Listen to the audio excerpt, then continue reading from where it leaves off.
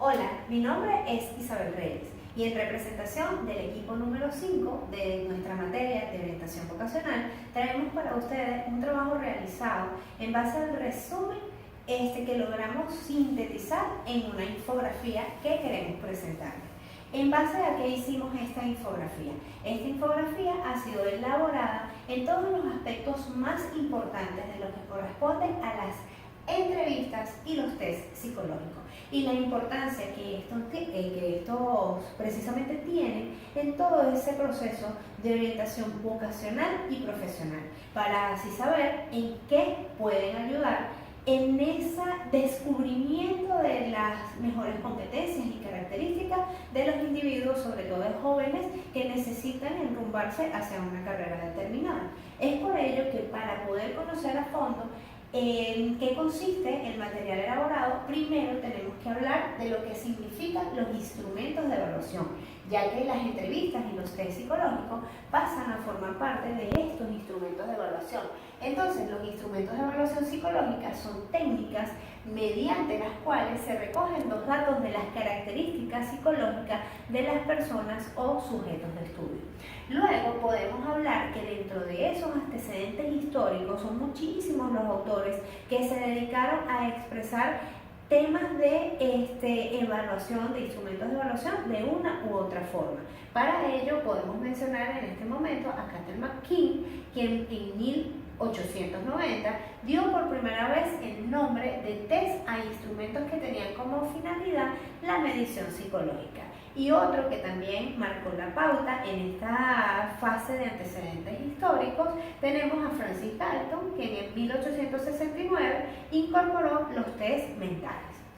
Asimismo, las entrevistas y los test psicológicos tienen varias características.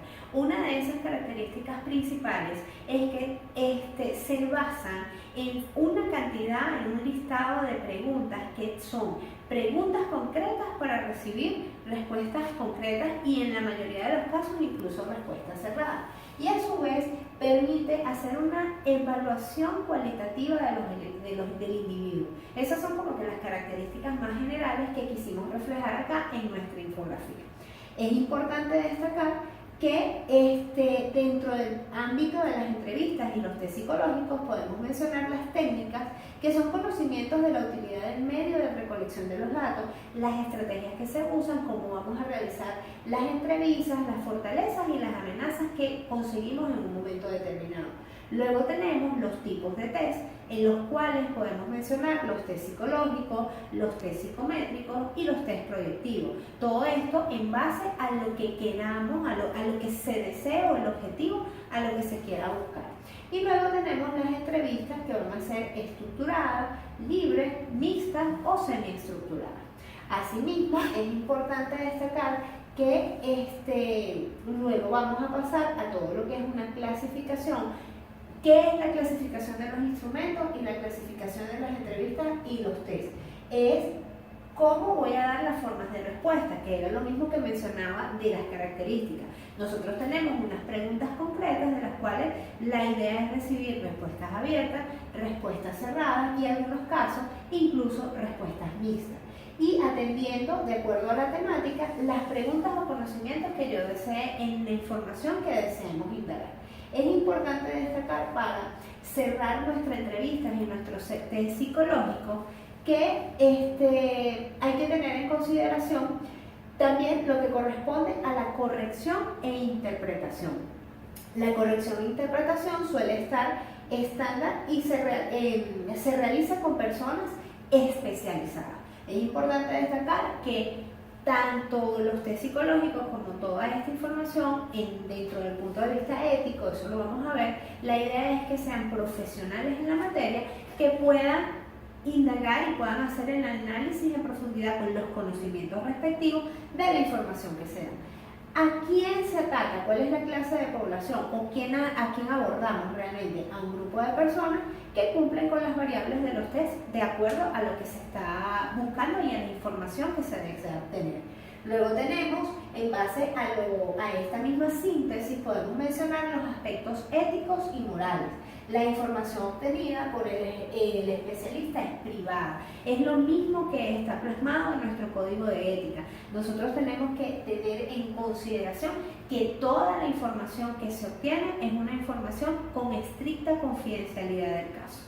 Luego tenemos los aportes de la actualidad, en la actualidad de la orientación vocacional y profesional, de los cuales podemos decir que existen mayores índices en ayudar a los adolescentes a buscar los elementos adecuados para lograr enrumbarlos, encauzarlos en base a sus orientaciones, precisamente, valga la redundancia, su orientación vocacional.